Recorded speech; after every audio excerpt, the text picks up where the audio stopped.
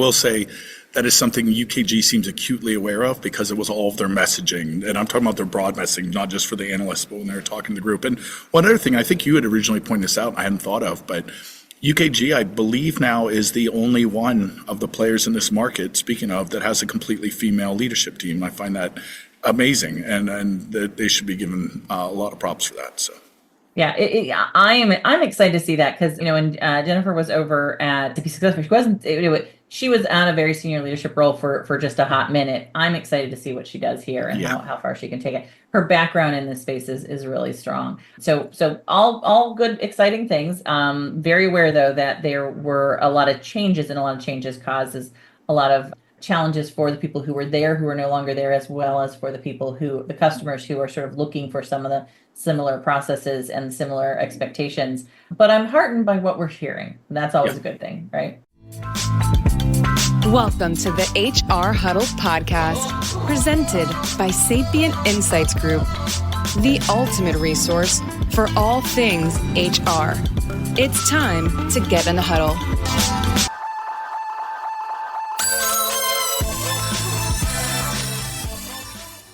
Welcome to Spilling the Tea on HR Tech, where we focus on the hottest HR tech news everyone needs to know to be in the know. We break down the news of the week, and we help you make sense of what it means for our industry and how it can impact your organization. We are recording today on November 12th, 2024, and bringing you all the news you can use this week. I'm your host, Stacey Harris, Chief Research Officer for Sapient Insights Group. And joining me today on the road is Cliff Stevenson, our Director of Research, and my co-host for our Spilling the Tea on HR Tech podcast. One of the things is that I was not here a couple weeks ago. Terry filled in for me, did an amazing job. I am back and just starting to get back into all the things from work. So if you haven't heard from me for a while, please know that I am running through all my emails, getting them all caught up. And Cliff, you've been on the road for the last couple of weeks, right? You've been taking on a lot of the road trips for me, so I really appreciate it off. So where are you at today, and what event are you at? Can you remember all of it? Beautiful Las Vegas, as we can see. For those of you that work in the industry, you know that a lot of the events are here in Las Vegas, but it all looks the same, right? It doesn't matter where you are. And I was just in Philadelphia the week before.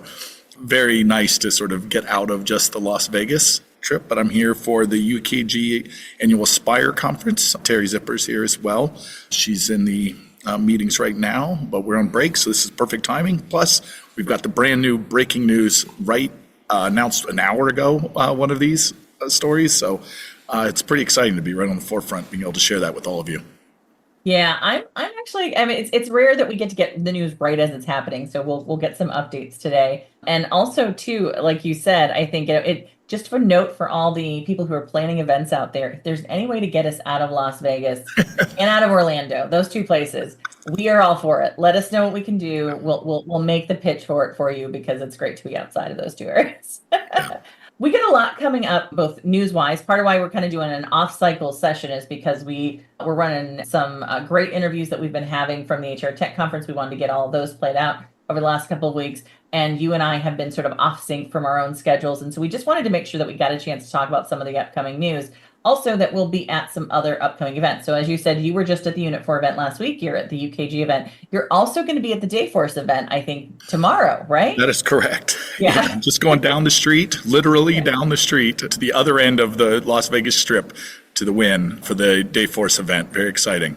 Yeah, and Terry's there with you. She won't be doing the Dayforce event, but she's been doing the UKG event. And Terry Zipper's our CEO, and she's standing in for me as well and doing a fabulous job. Also on the road this week is Susan Richards, who is our founder, and she's doing a great session up for the HR Executive Magazine at their Leadership Strategy Summit run by Madeline Loreno. And so I'm excited to hear the news that came back from that. I think that's going to be really exciting. One of the senior executive sort of retreat kind of events. So we did get a picture of her hotel room. I am slightly jealous. Nowhere near our hotel rooms and in Vegas, Cliff, I will say.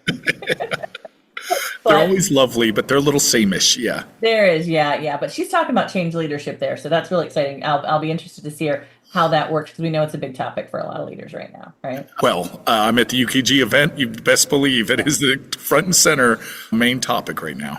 Yeah. The other things that we'll be doing is now that I'm starting to get back on the road again after being off for a little bit, I'll be doing the Workday European event. That's the second week of December. You and I will be doing a couple customer events the first week of December. And then we'll also be starting our registrations if you're interested for our brand new cohort education session starting next year. We have a change leadership session starting in January, February. That's a much shorter session. It's an opportunity to get and talk about change leadership. So if you're interested in that, visit our website. But also for those who are really interested, because we get a lot of requests on our adaptive HR system strategy program, building one, we start our next cohort session in March. So if you've got some end of the year budget and you're interested in sort of getting that signed up, let us know. We are starting our registrations for that this week and very excited. We had 10 great members go through our cohort last year. We've got wonderful feedback from them on the program. We're getting ready to start the next program in March. I think it's, if you're looking at all the details you need to build an HR system strategy, that's the place where we kind of pack it all into one event and help you actually get it accomplished.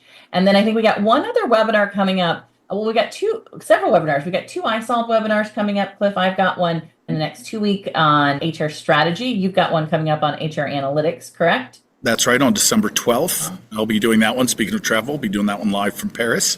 So it'll be nice for any of our listeners. If you happen to be in the area, look me up.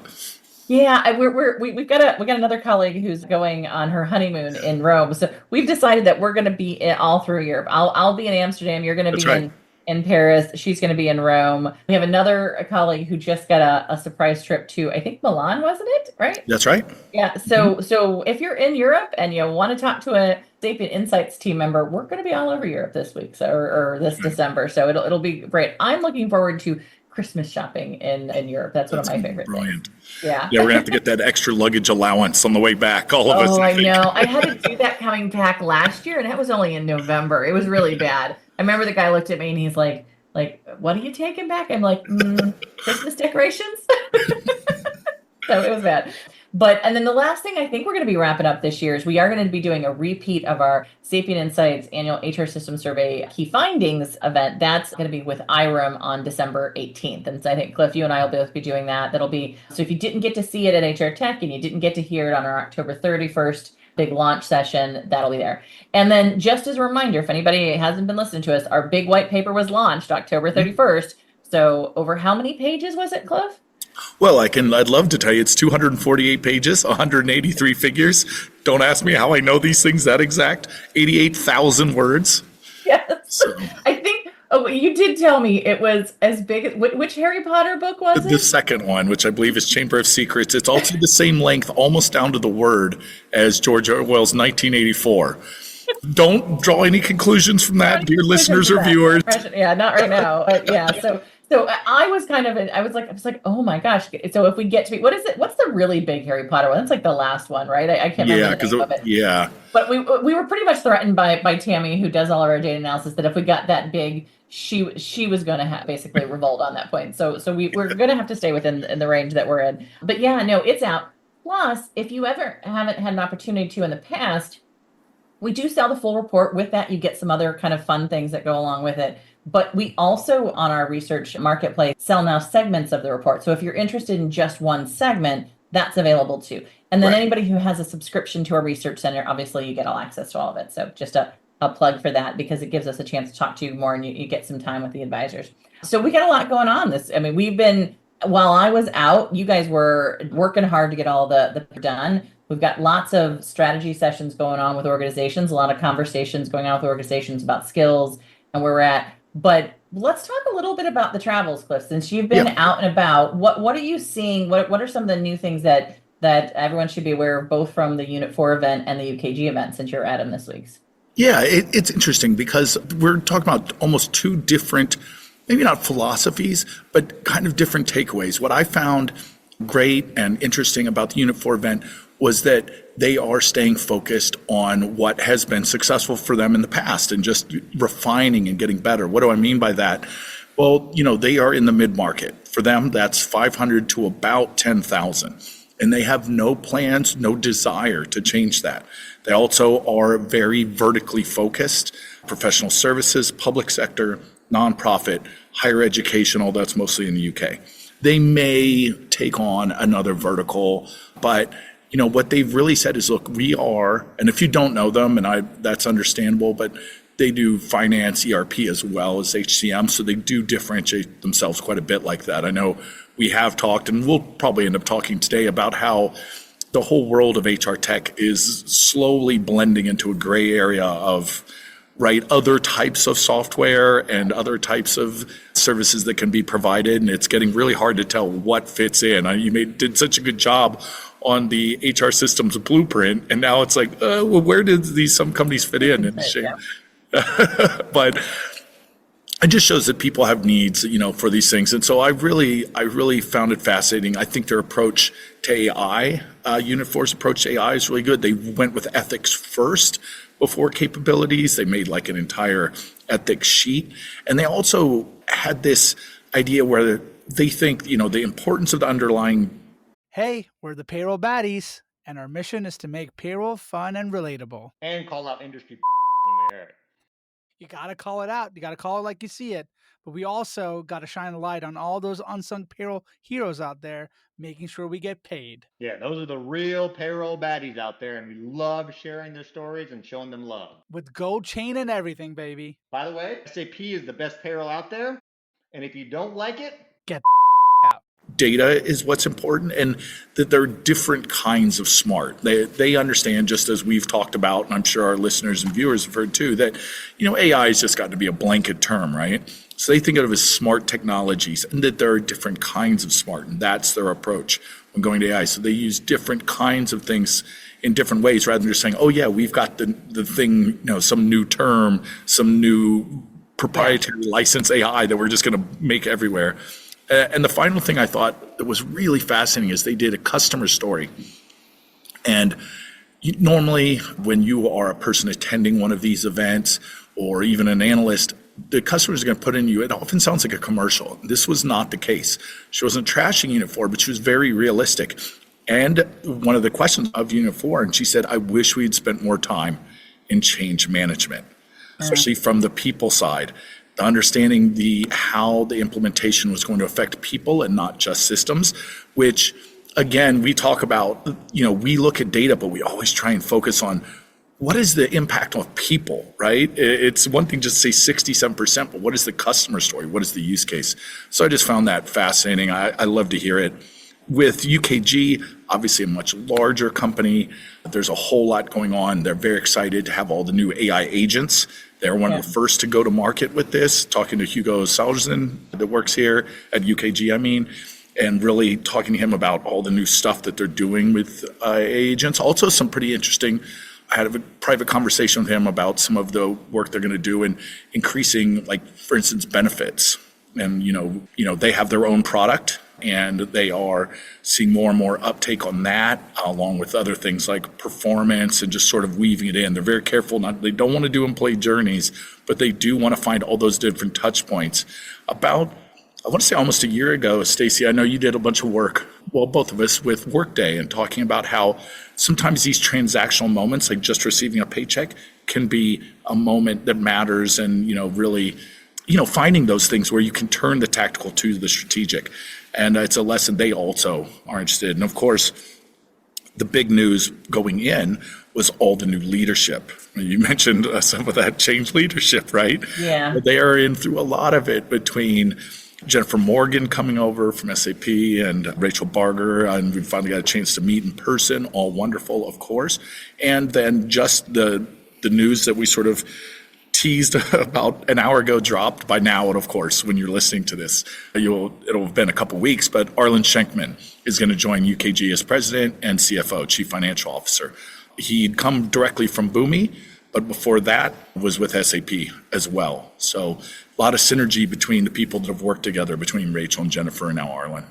Yeah, there's some real interesting dynamics there, right? And I think we can see this happening in all the big ERP organizations, right? Is that they're bringing leadership in from other very large enterprise cloud solutions, right? Salesforce, a lot of people moving over from Salesforce to different organizations, right? Interesting, Boomi, that focus on integration, right? With Boomi, right? That I think will be interesting to have someone who's in a president's role who understands the power of integrations for the UKG audience. And interestingly, right, like you've got also that conversation with SAP SuccessFactors, and you were just talking about Unit 4, and Mike Etling, who is CEO over at Unit 4, has a long-standing relationship from the SAP SuccessFactors day as well, right? Yeah. So I think what we're seeing in these senior leadership roles is this sort of shifting around of people who have been in certain organizations for quite some time.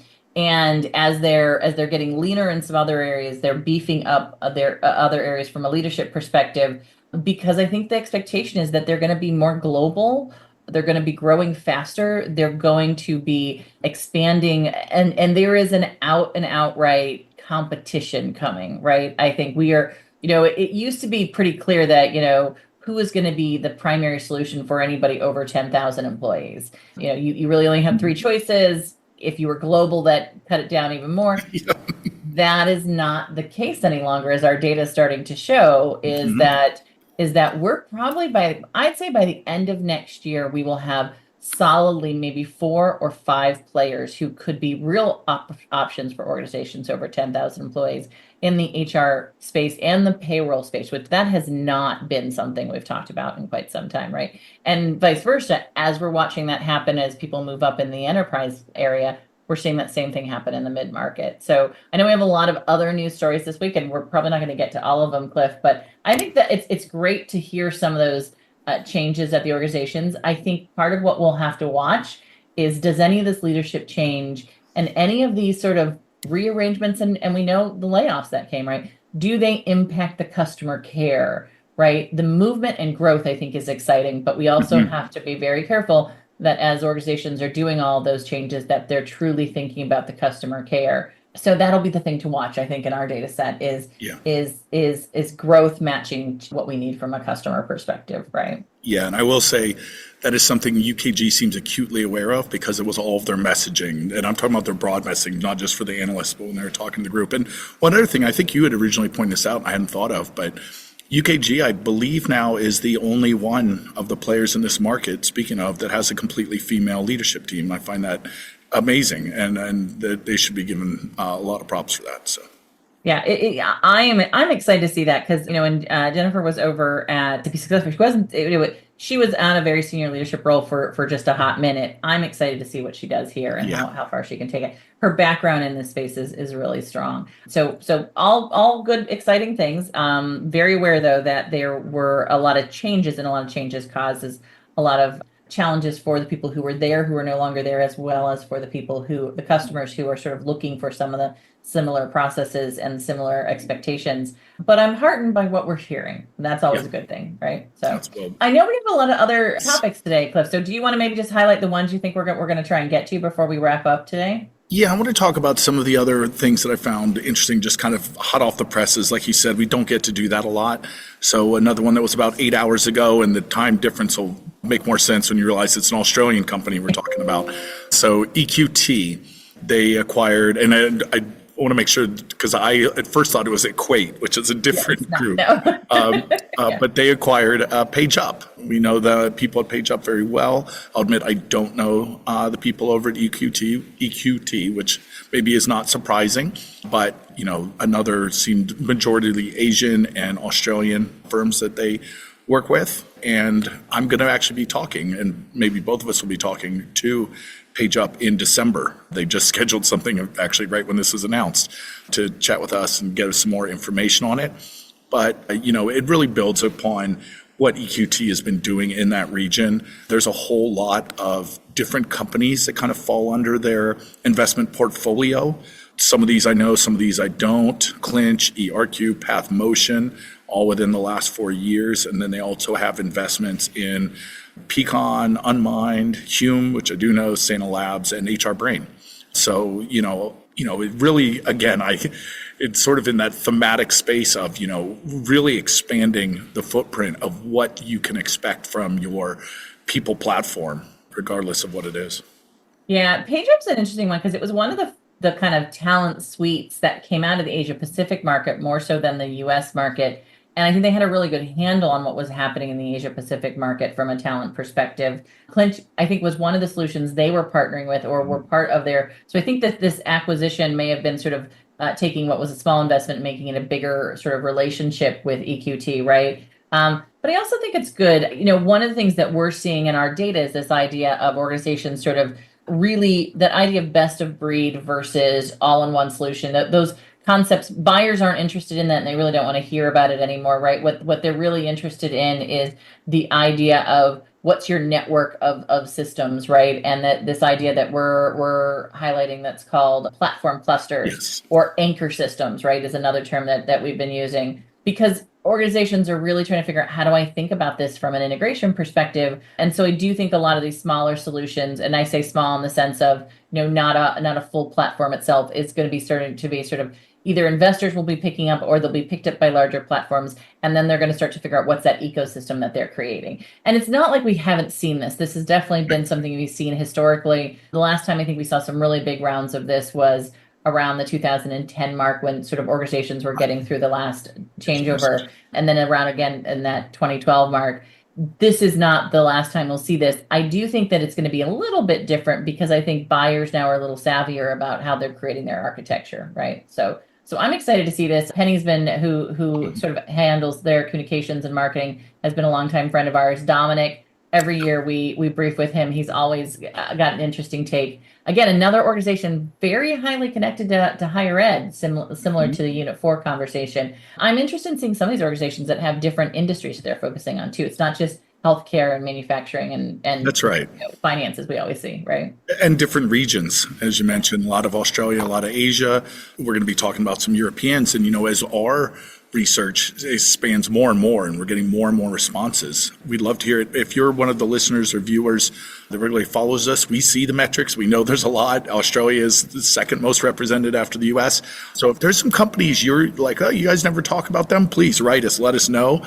Probably by next year, we're probably going to have enough responses to feel that they're statistically significant. We want to make sure that we really understand that market. So then switching over to Europe, more acquisition news as SD Works finishes their acquisition of F2A.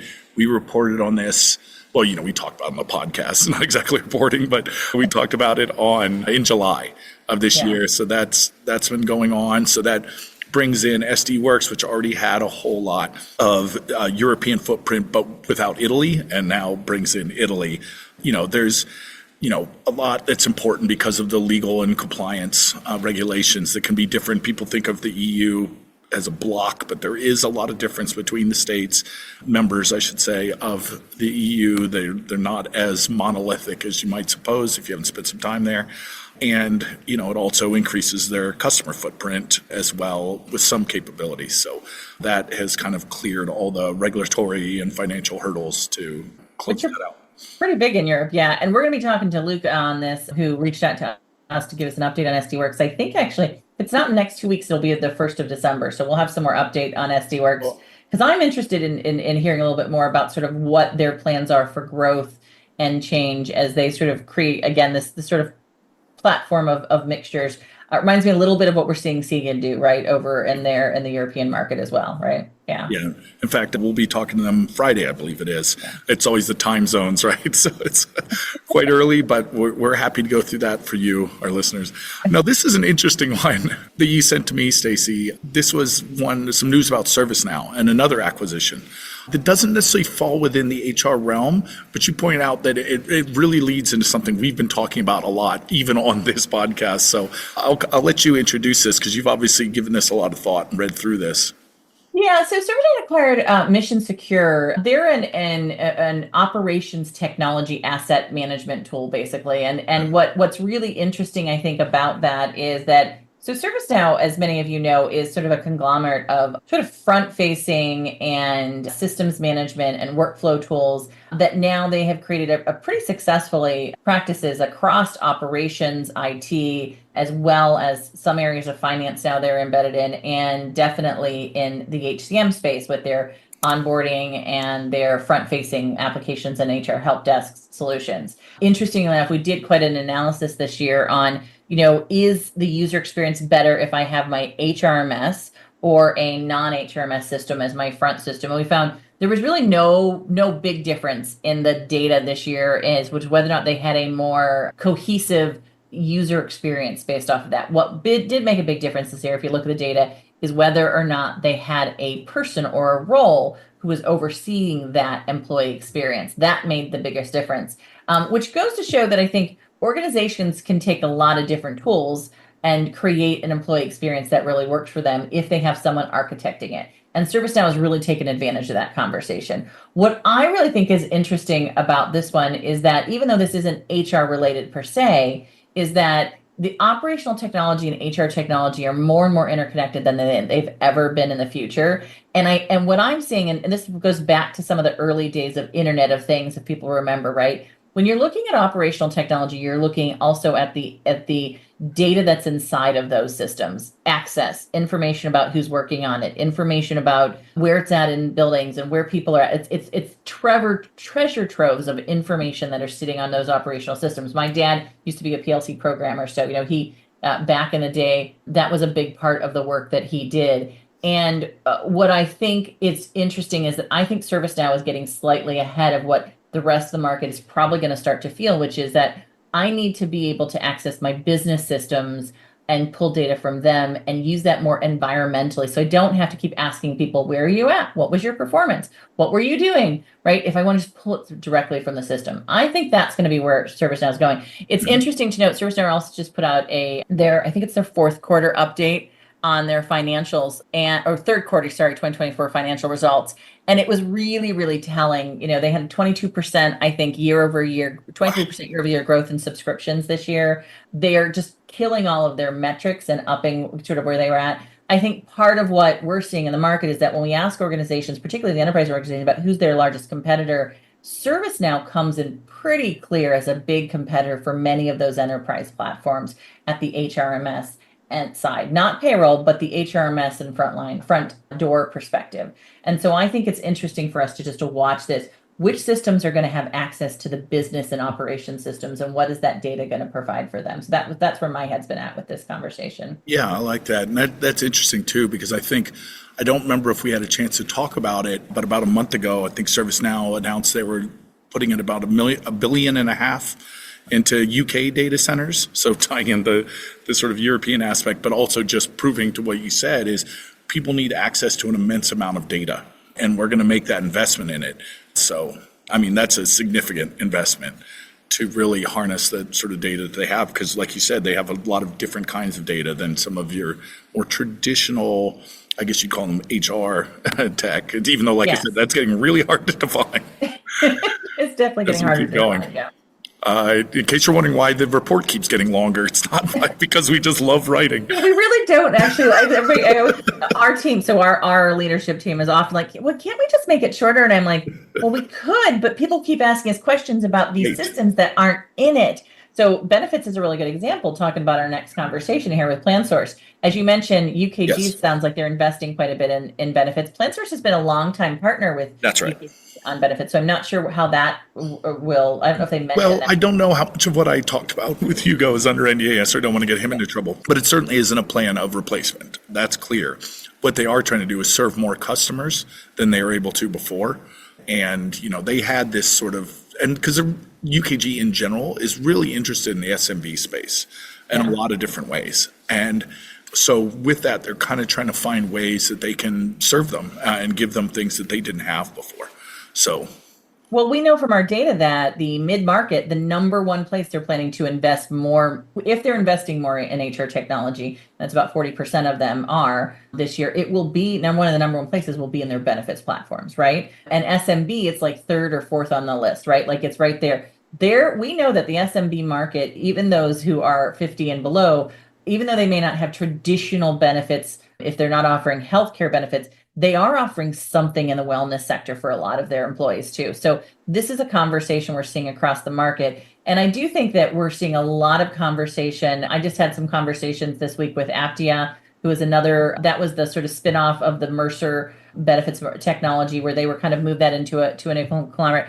I think we're seeing a lot of organizations really having interesting conversations on benefits, as it's no longer just benefits administration or even just cool, selection tools. It really is a whole ecosystem around this total rewards conversation. And how do I provide tailored environments for my employees, which I think gets back to our announcement here on PlanSource. Yeah. PlanSource has changed up quite a bit of their senior leadership. They've got a new chief marketing officer, Anna Perez. And what's exciting, I think, about some of that is that I'm excited to see, because they're like many of these firms are sort of headed up by what I would consider as either private equity firms or investment firms. And it's nice to see them investing in these organizations again. Because for the longest time, to be real honest, benefits administration platforms and benefits tools were kind of cash cows. They were easy ways to make money because everybody had to have them. They were just basic tools and they just did the job and did integration. I think now they're realizing we've got to have these just as highly connected as all the other applications in the market, right? That's exactly it. And I think in a way too, not only do you want to have that experience, have the data and the connection, but it goes back to this idea of what are the other touch points that we have with our people? And what are the ways that we can help drive organizational culture or change management or other areas, especially in a highly work from home environment? As we said, that's not really going away. You hear some news, but as we saw in our research, it's still a lot more people working from home than there ever used to be in a way that probably isn't going to change. So what are the ways we can help them and affect them and also think about benefits in a different way? Yeah. I think it's a market that's going to be a lot of talk about it next year. If you don't have some strategy for it in your if you're a vendor and you don't have a good strategy for it in your environment, I would get one soon. And if you are a buyer, this will be an opportunity this year, I think, to rethink your benefits, or at least maybe by the end of this year, going into next year, as many of these systems come up with new strategies, right? That's right. And then, speaking of personnel, Rejig announced a number of, as we keep talking about, a lot of different kind of movement in the market, a number of senior appointments as they're looking to expand. So we get Nuno Gonçalves, the head of workforce strategy, who has been at Nike and Mars. So, very large, known, well, who Nike and Mars, I don't even tell them what kind of companies those are. Amy Wilson, who was a product strategy and technology integration advisor, who was at SuccessFactors and Workday, and Lynn Oldham, who would be the advisor to the chief people officer in CHROs, and was the chief people officer at Zoom, along with Driscoll and BNP Paribas Bank. So that's just really interesting, a nice mix of talent. Really interested to see these kind of big moves from Rejig. And then I guess as we're sort of wrapping up, I did see one, I think you might have sent it to me, that LinkedIn is going to launch their first AI agent, because I think it's the longest we've gone without doing a completely AI story. It is. But we did it. But they have an AI agent. We've talked about AI agents before. There's been a lot of talk here at UKG, as I mentioned. They were kind of the first to market, but they're doubling down on that, and we're here in Vegas. So their AI agent will just be called Hiring Assistant, and we'll be working directly with recruiters. So this is really LinkedIn Recruit that's taking advantage of this. But they already have some customers using it.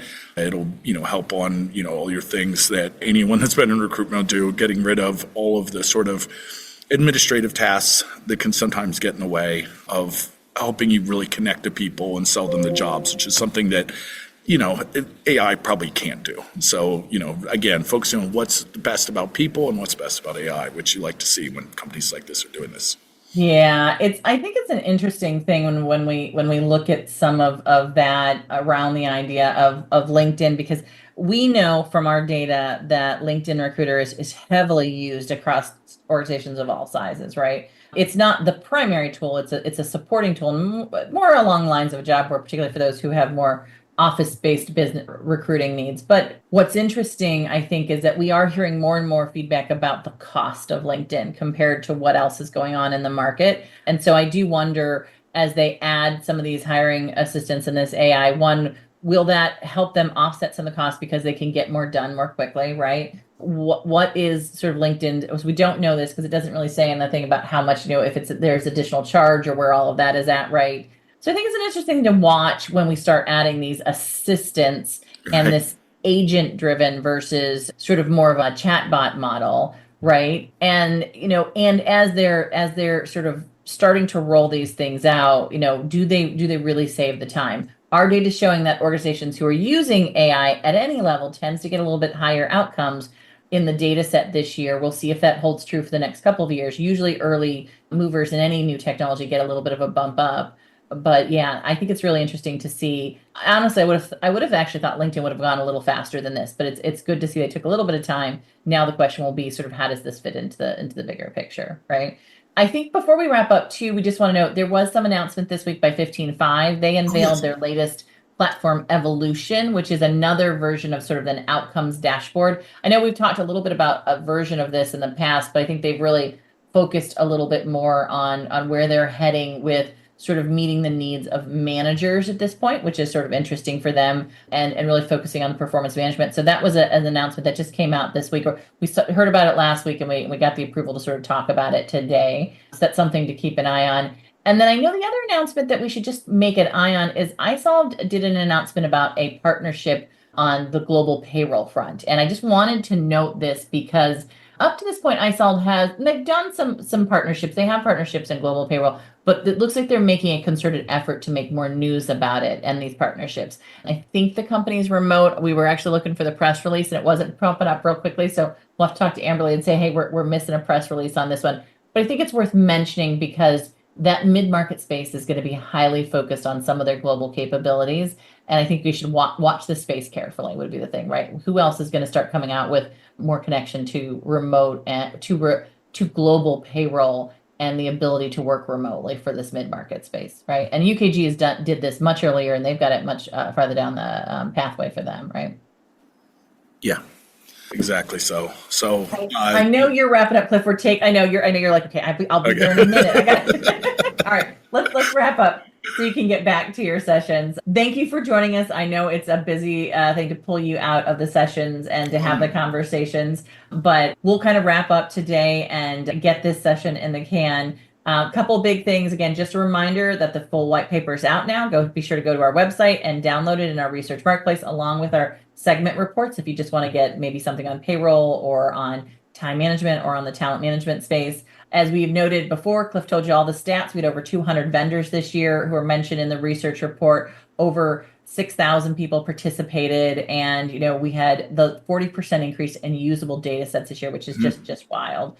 Also, go to our website to sign up for our newsletter for ongoing updates on our research launches, where we'll be speaking, who's going to when you can participate in the survey. The new survey will go out in May this year, so just be aware of that.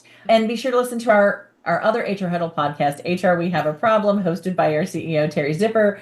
And be sure to please mark like and thank you. And I'm going to get through this ending here if I I think you're killing it. You're doing great. It's only been 2-3 weeks since I've been off, Cliff. All right. Please subscribe and leave ratings because that is what's most important to us. To stay up to date with immediate breaking HR tech news and to get all the behind the scenes content, please follow Cliff, myself, and our whole team on LinkedIn at Sapient Insights and also on Instagram as well. We've got a lot of stuff going out there and Facebook these days. Thanks, Cliff, for joining us. I know you've got to get back to your audience. Thank you to our production team for including our Brand Method Media run by Kelly, our marketing team, Summer Orlano and Mark Machetto. And thanks to our listeners and our community. We couldn't do this without you. That's it for this episode of Spilling the Tea on HR Tech. We hope it's been just the brew you needed to get the engine started this week. And we'll be back in maybe 3 more weeks. I think we're gonna do a little bit of a break, or we'll do a repeat for the Thanksgiving holiday, which is one of the reasons we want to get this out with another pot of boiling hot HR tech updates and insights. And we'll see you all there. So thanks, everyone. Bye.